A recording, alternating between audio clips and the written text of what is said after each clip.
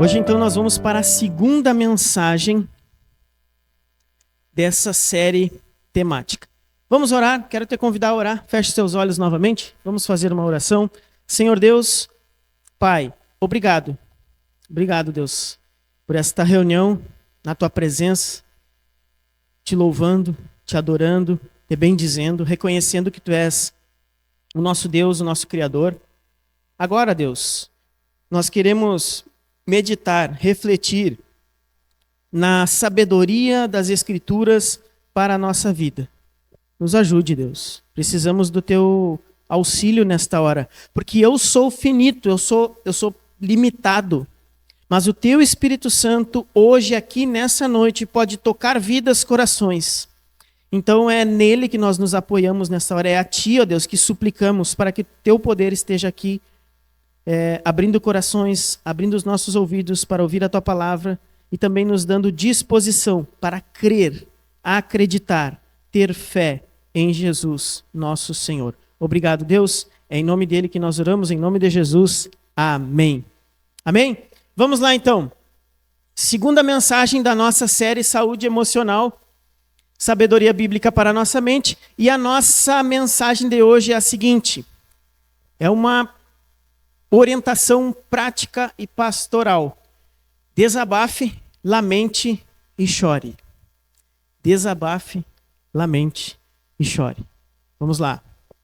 Há momentos em nossa vida em que sentimos que as frustrações normais da vida começam a se acumular.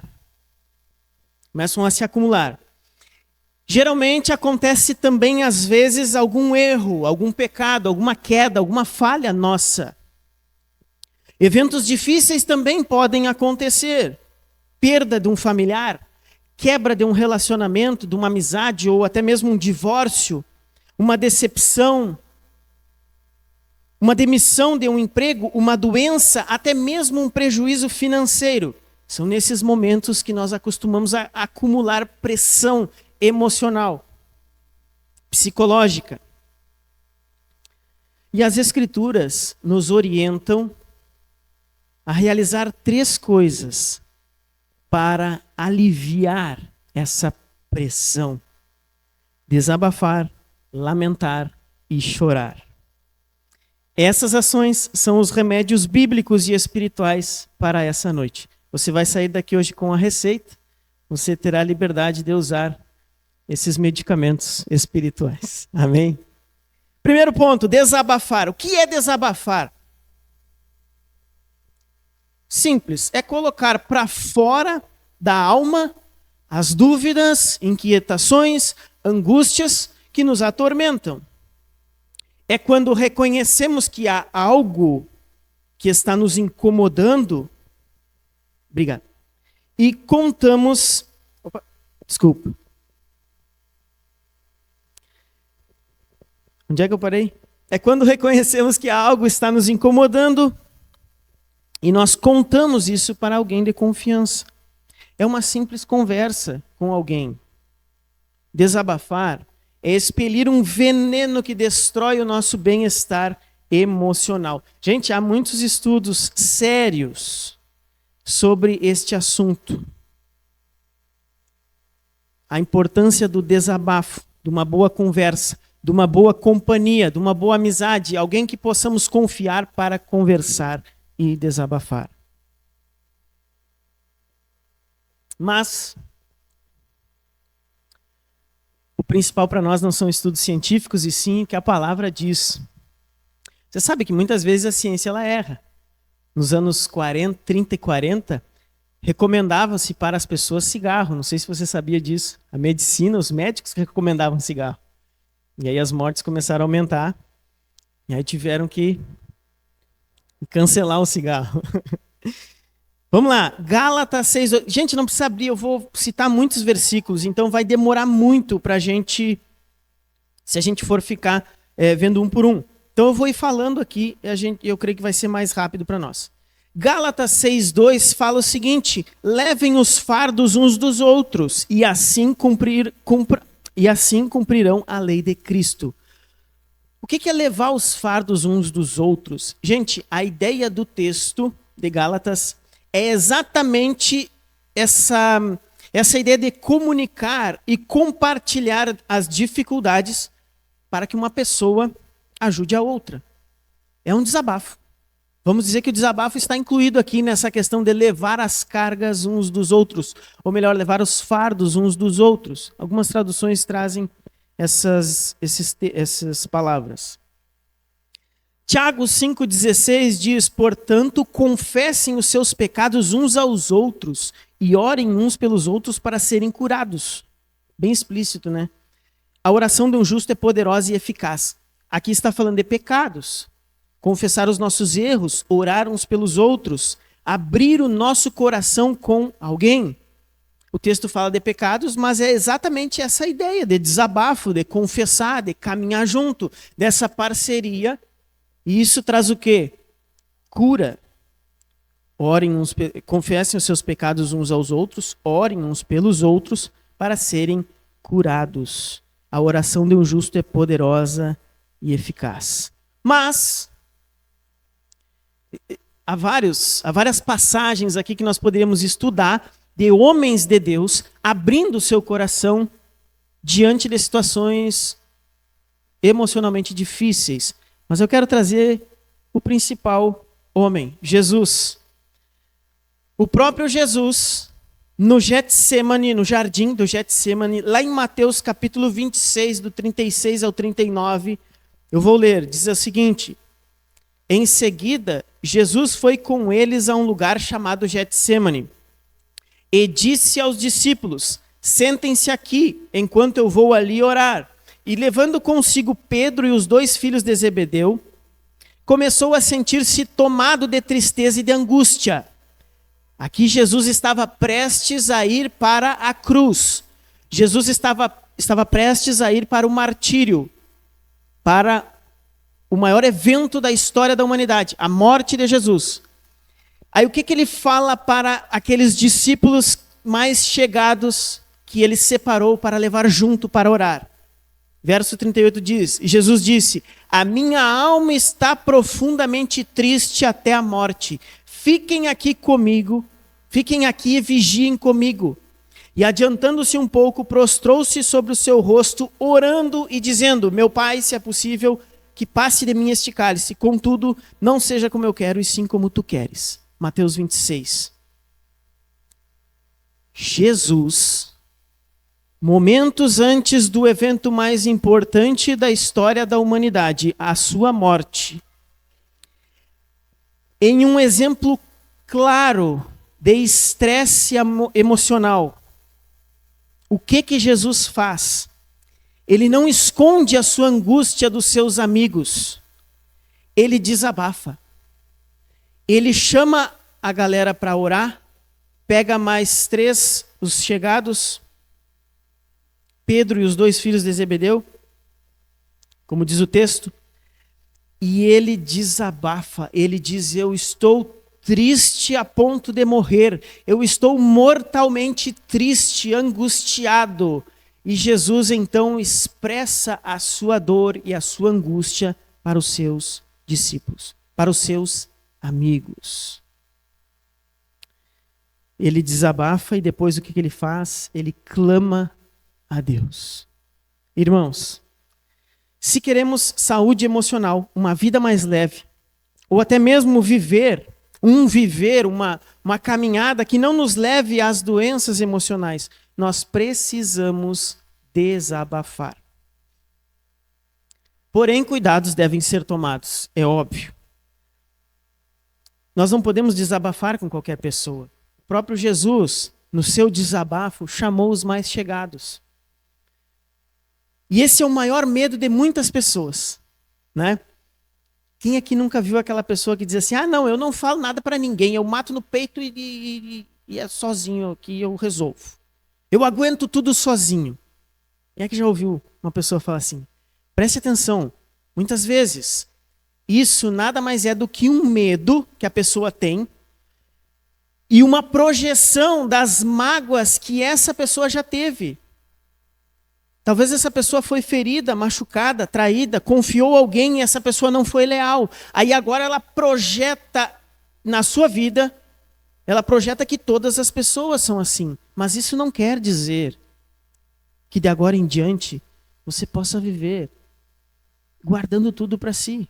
Não foi porque uma pessoa, não sei qual é a tua história, não sei o que você passou até aqui, mas muitas vezes, já aconteceu comigo, de me abrir com uma pessoa, falar dos meus mais de segredos íntimos, confessar, pedir ajuda para aquela pessoa e a pessoa simplesmente desdenhar da dor da gente. Já aconteceu isso comigo.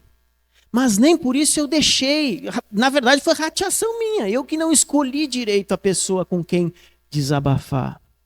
Nós temos que ter sabedoria e escolher os amigos mais chegados que irmãos. Aqueles que podemos confiar. Então a Bíblia é clara, meus irmãos. Lá em Gênesis 2,18, costumamos a falar, né? Não é bom que o homem esteja só, né?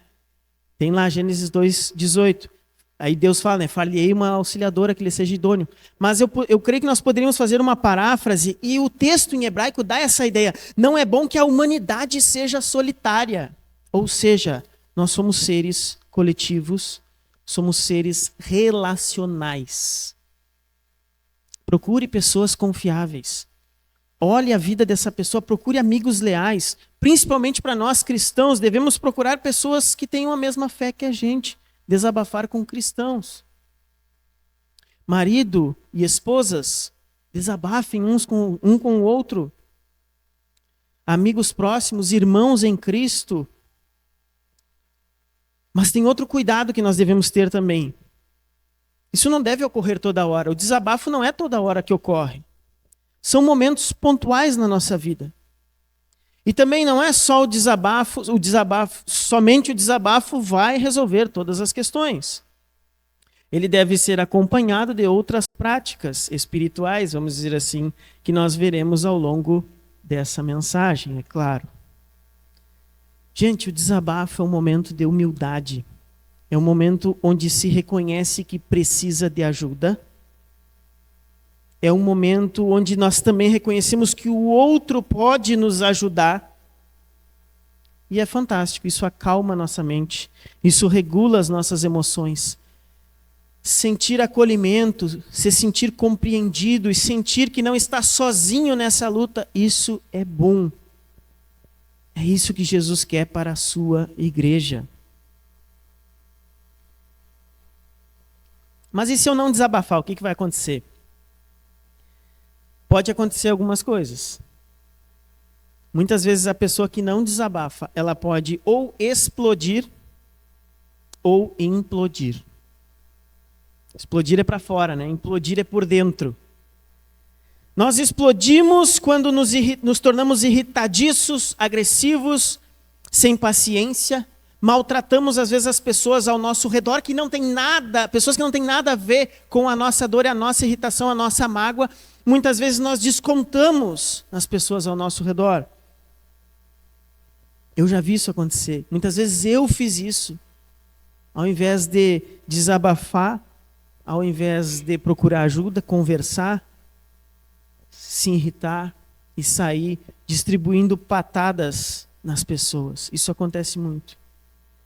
Mas muitas vezes é porque nós não descarregamos, muitas vezes, a nossa carga emocional com alguém. E também aquelas pessoas que implodem. Sabe aquela pessoa, e aí fulano, tá bem? Tudo bem, beleza. Existem muitos casos de pessoas que tiraram suas próprias vidas, mas que minutos antes pessoas perguntaram, e aí, tudo bem? Tá, tudo bem.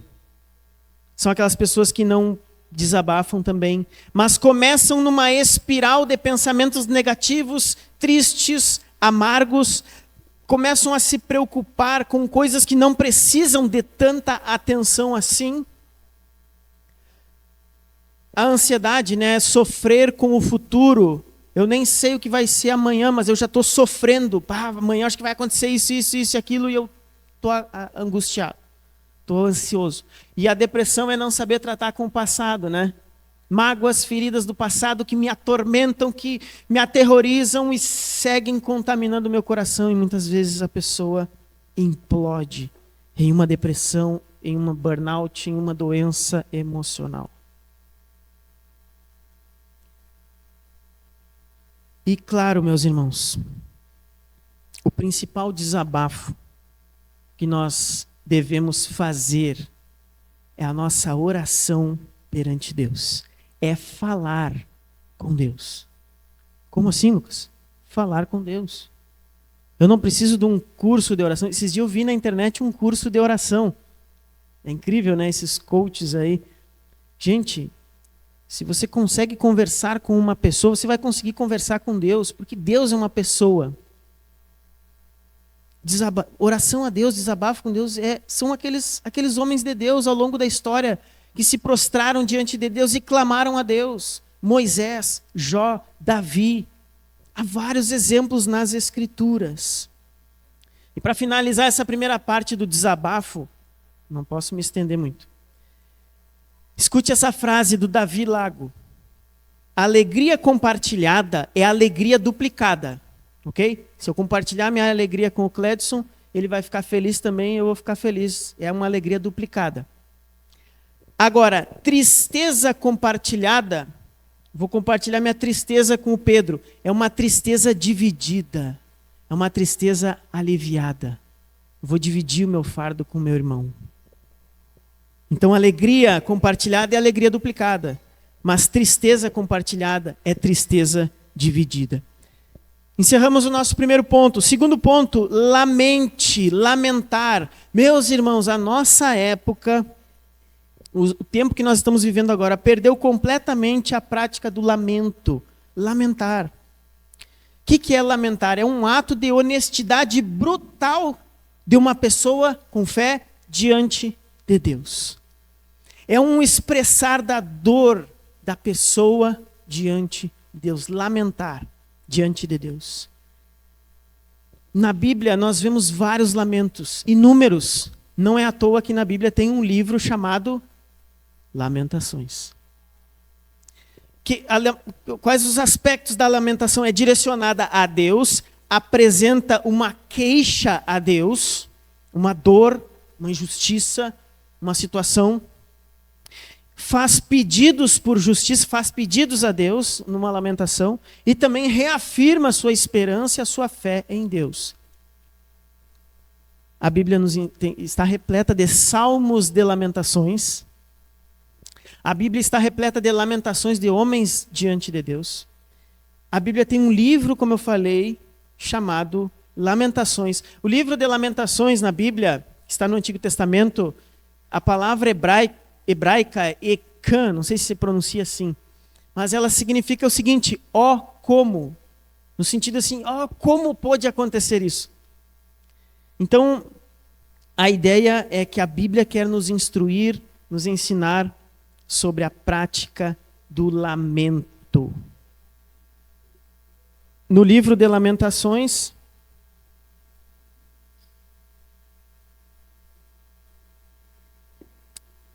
nós vemos ali o povo lamentando porque Jerusalém foi destruída. Jerusalém tinha um simbolismo especial para o povo judaico na época. E o povo lamenta, então, pela destruição de Israel, de Jerusalém. E é interessante, meus irmãos, que na Bíblia o lamento, a lamentação, ela não era só com palavras e choro. É interessante que havia muitas práticas, haviam costumes. As pessoas sentavam, no próprio livro de Lamentações aqui conta que as pessoas se sentaram no chão como forma de lamento, vestiam-se de saco e jogavam pó sobre a cabeça. A Bíblia também está repleta de outras lamentações, outras práticas. Nas Lamentações, 2 Samuel 15:30 fala sobre cobrir a cabeça. Isaías 32, Jeremias 31 falam sobre bater no peito como forma de lamentação. Várias passagens, pessoas usando roupas de luto, assentando-se, deitando-se no chão, jejuando como forma de lamentar. E até mesmo certas bebidas e comidas em período de luto. Há também cânticos de lamentos. E, enfim, o lamento é algo poderoso diante de Deus. Lamentar não é murmurar. Tome cuidado. não é murmurar, mas é expor, colocar diante de Deus uma dor verdadeira que se passa no momento. Hoje, muitas vezes, nós não enfrentamos o luto em uma situação de perda, por exemplo. Muitas vezes nós tentamos driblar o luto, mas lamentar é bom para a nossa vida espiritual e emocional. E também, novamente, voltamos para Jesus. Jesus lamentou. O nosso Rei, o nosso Senhor, o nosso Deus, o nosso Salvador, a nossa fortaleza emocional, que é Jesus, o nosso padrão de controle emocional, nosso mestre, nosso professor, lamentou. Mateus 27, 46. Jesus profere na cruz um lamento. Deus meu, por que me desamparaste? O próprio Deus, preste atenção, o próprio Deus se encarna, se faz homem, Jesus. Jesus adentra ao palco dos sofrimentos humanos, recebe em si mesmo, na sua vida, uma tragédia, que foi a sua morte. E na cruz, Jesus lamenta. Jesus exprimiu toda a sua dor que estava sentindo na cruz. O afastamento de Deus Pai. Jesus lamenta. E lembrando, esse lamento de Jesus foi até mesmo profetizado no Salmo 22. É muito interessante. Irmãos, a filosofia da época, as tradições antigas... Pedro, faça favor, fecha essa porta que está vindo um vento ali. Desculpa, irmãos. Fecha a porta aí, cara. Eu digo que o Misa, ele é parente do Jim Morrison, aquele do The Doors, sabe? Ele tem um problema, ele não fecha a porta. Mas tá bem, ele aprende. Vamos lá, voltando. Gente, a filosofia e os costumes da época tinham um ideal de morte nobre. O que era uma morte nobre na época? Era você morrer em uma batalha heróica ou até mesmo semelhante a Sócrates. Platão, no seu livro Fédon, ele relata como que foi a morte de Sócrates. Sócrates, o grande filósofo grego Sócrates, né? Platão então relata que Sócrates foi condenado e morreu tranquilamente bebendo veneno. É um cálice de... Como? Cicuta, isso. Tomando um cálice de cicuta. É uma planta, né, que causa uma paralisia no sistema nervoso. Então, Platão relata a morte de Sócrates, uma morte sem sofrimento, sem escândalo. Simplesmente, Sócrates toma o cálice e caminha até a cama onde ele morreu. Agora nós olhamos para a história de Jesus. Jesus rompe com esse ideal de morte nobre. Jesus sofreu, Jesus agonizou. O ideal cristão de enfrentamento da dor envolve lamentar e chorar. E aí nós entramos no terceiro ponto da nossa mensagem: chorar. Chore. Meus irmãos, qual o menor versículo da Bíblia? Jesus chorou. No Antigo Testamento, profetas choraram, sacerdotes choraram, reis choraram. Mas nos Evangelhos, nós vemos agora o todo-poderoso Deus encarnado, Jesus de Nazaré, chorando. Jesus chorou. Orígenes, um dos pais da igreja, um pastor antigo, logo no início da igreja, ao refletir sobre o choro de Jesus, ele fala: as lágrimas de Deus. Não há menção na Bíblia que Jesus sorriu. É claro que nós, através do relato bíblico, nós vemos que Jesus era uma pessoa com um senso de humor. Mas não há menção de que Jesus, não há versículo que nem Jesus chorou, né? Não há Jesus sorriu, mas há na Bíblia Jesus chorou. E há pelo menos 3 vezes, 3 menções das lágrimas de Deus no relato bíblico do Novo Testamento. Ali em João 11:35, Jesus chorou a morte de um amigo, Lázaro. Lucas 19:41, Jesus chora por Jerusalém.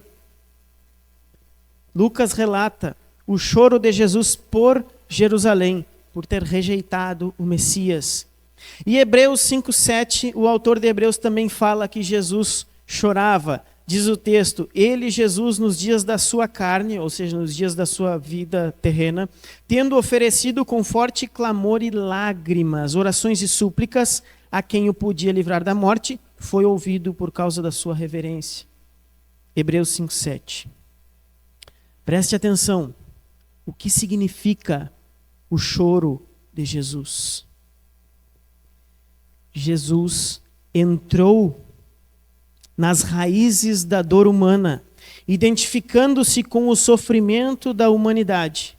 Com isso, as lágrimas de Cristo dão dignidade à nossa própria tristeza, à nossa própria lágrima. E nós encontramos eco para as nossas emoções na palavra de Deus, nas lágrimas de Jesus. Cristo chorou e Cristo também nos capacita a chorar. Não retenha as suas lágrimas em frente a algum sofrimento. Chore, chore. O choro é um calmante para a alma. O choro alivia o estresse, restaura o bem-estar. O choro faz bem para nós. E também pessoas que choram na frente até de outras pessoas em uma determinada situação, elas são mais percebidas. Há uma sensação comum a todos os humanos, quando uma pessoa chora, a gente se compadece. Quando uma criança chora, a gente quer acudir, quer parar, cessar o choro da criança. Ou pelo menos ficamos incomodados com aquilo. Então, da mesma forma, a pessoa que chora gera nos outros um sentimento de ajuda, a pessoa se conecta mais com você. Meus irmãos, a força nas lágrimas. Davi Lago, um pastor batista, fala que há coisas que só enxergamos com os olhos molhados.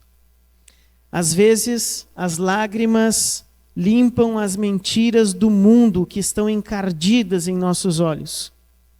Deus nos fez com canais lacrimais. Não se esqueça disso. Preste atenção. E lembrando, Eclesiastes 3:4 nos diz que há tempo de chorar.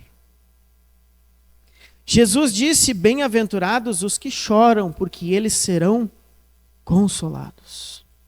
Chorar é algo espiritual. E a Bíblia relata muitas pessoas chorando. Quais os tipos de lágrimas, vamos dizer assim, que existem na Bíblia?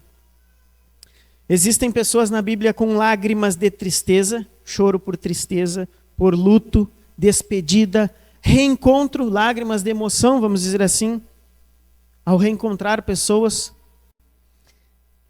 E aqui o principal, lágrimas de arrependimento pelo pecado, chorar pelo nosso pecado. Eu lembro quando logo no início da minha conversão, e ainda hoje, frequentemente, geralmente é quando eu estou escutando um louvor. Quando eu vou fazer as minhas orações, tem alguns louvores ali que parece que Deus dá uma martelada no coração da gente. E vem aquele choro, vem aquele sentimento de impotência, de sermos pecadores, mas ao mesmo tempo sentir a graça e o amor de Deus. Esse é o melhor choro que tem. Chorar pelos nossos pecados, lavar a nossa alma diante de Deus, se arrepender, reconhecer que precisamos de Jesus. Mas a Bíblia também fala de lágrimas de gratidão quando Deus atende orações. Lágrimas de entrega a Deus, e essa também é fantástica. Rendição de um coração diante de Deus. Os Salmos falam muito sobre isso também. Meus irmãos, desabafe, lamente e chore. Finalizando, enquanto vivos aqui nesta terra, passaremos por situações difíceis. Vamos chorar e lamentar. Mas essas dores são temporárias. Tudo vai passar. E as tuas lágrimas são preciosas para Deus. Você sabia disso? Olha o que fala no Salmo 56, verso 8. Contaste os meus passos quando sofri perseguições. recolhe as minhas lágrimas no teu odre. Não estão elas inscritas no teu livro? Deus recolhe tuas lágrimas. Deus registra as tuas dores e os teus choros num livro dele.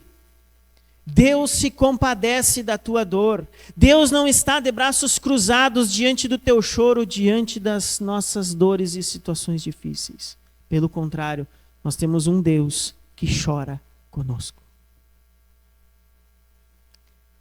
Apocalipse 21:4 diz que Deus nos enxugará toda a lágrima.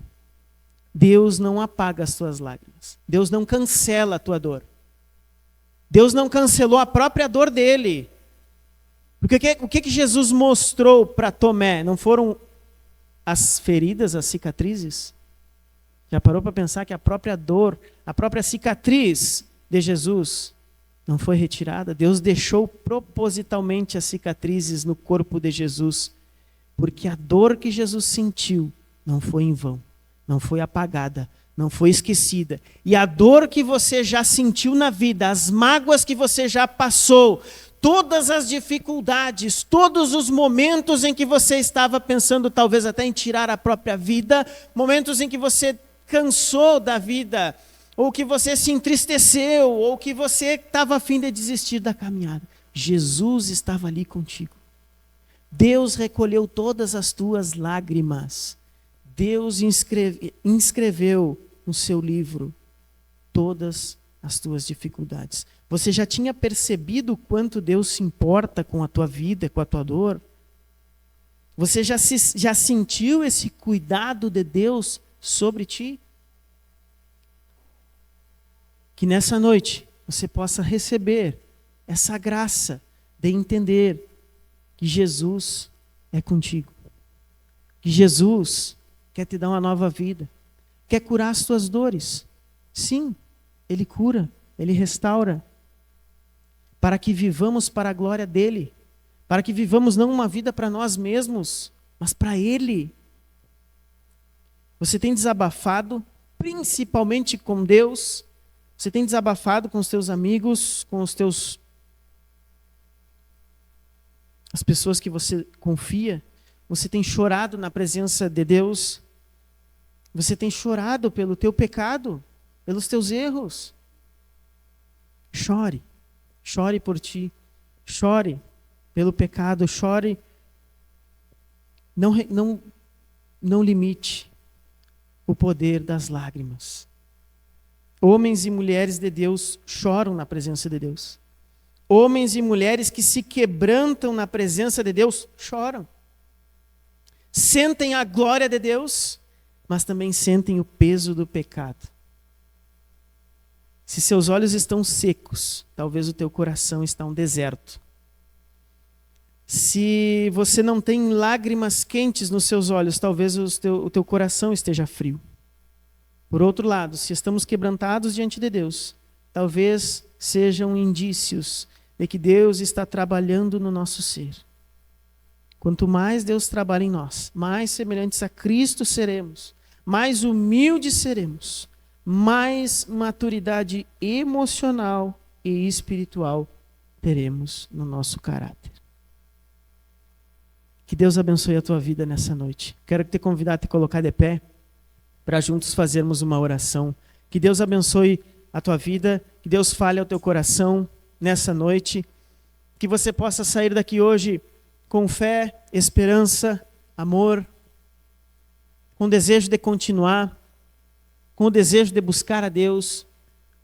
Que você saia daqui hoje reconhecendo que Deus esteve sempre ao teu lado. Ele nunca te desamparou, Ele nunca te deixou.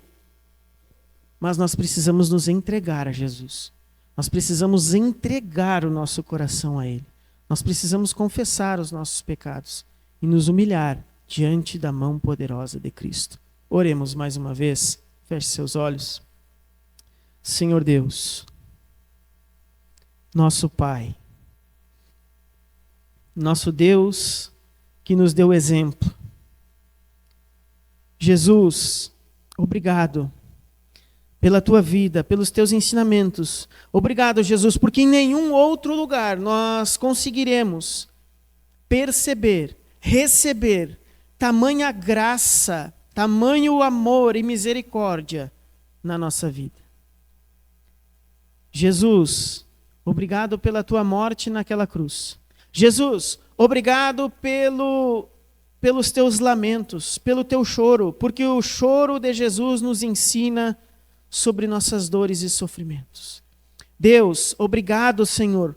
Obrigado porque tudo que vivemos até aqui, toda a nossa história, não foi em vão.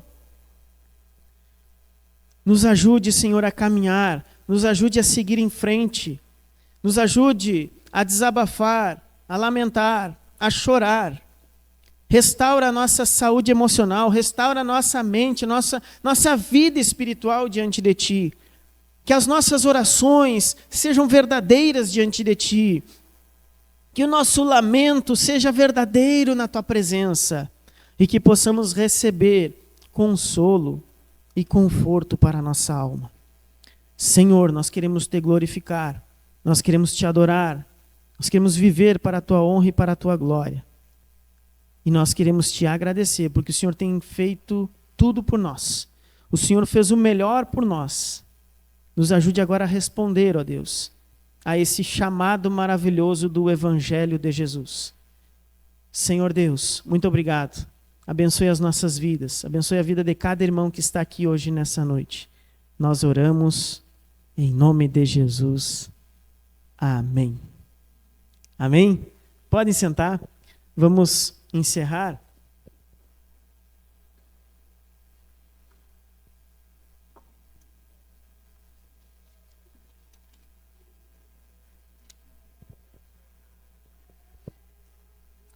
Amém.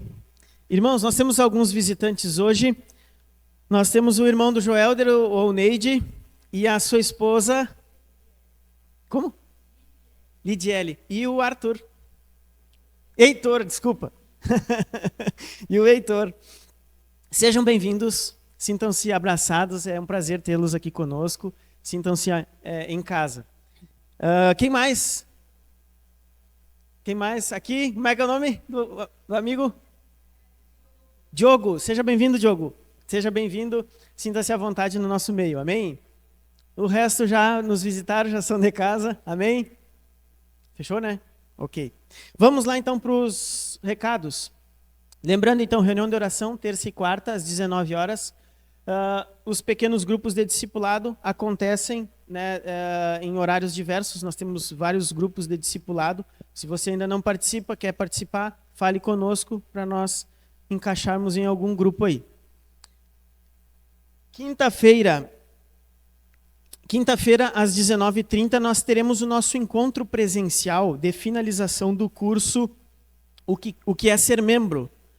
Então, aqueles irmãos que já terminaram as aulas e já leram a apostila, quinta-feira às 19h30, para nós tirarmos as dúvidas e encerrarmos ali o nosso curso. E aí, lembrando que os membros também, nós estamos no projeto Renove. Se você já é membro e ainda não fez o curso O que cremos e o que é ser membro, faça logo para encerrarmos e daí fazemos um culto especial onde nós vamos renovar a nossa membresia, assinar o novo pacto de membresia, admitir novos membros também. E o batismo tem que esperar o frio passar um pouco, né? Nós esquentamos a água, né? Esquentamos um panelão ali, fizemos batismo aqui mesmo. Amém? Mais algum recado? Alguém tem mais algum recado? Não? Fechou? Vamos orar então, vamos agradecer a Deus por esse culto e iniciarmos a nossa semana. Amém? Vamos nos colocar em pé? Oremos. Senhor Jesus, obrigado, Pai, por esta reunião, por este culto, por estarmos aqui reunidos na Tua presença, recebendo a Tua graça, Teu amor, Teu perdão, a Tua misericórdia. Nos ajude a aplicar agora esses ensinamentos e que possamos viver com uma saúde mental e emocional restaurada, plena na Tua presença. Abençoe cada família, abençoe cada irmão que a graça do Senhor Jesus, que o amor de Deus Pai e a comunhão do Espírito Santo esteja conosco. E a igreja diz amém.